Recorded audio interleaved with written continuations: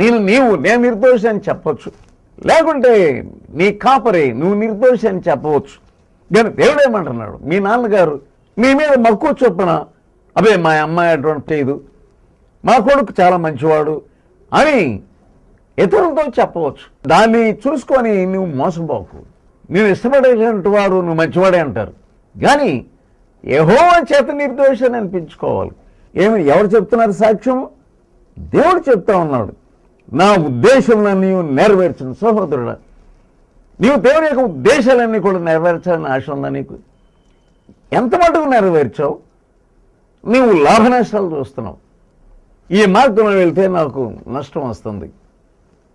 నష్టం అనుభవించి ఆయన ఉద్దేశాలు నెరవేర్చడం చాలా తక్కువ. ఏదేమైనప్పటికీ నేను ఆయన ఉద్దేశాలు నెరవేరుస్తాను అనే సాక్ష్యము దేవుని దగ్గర ఈ దావీదు పొందాడు.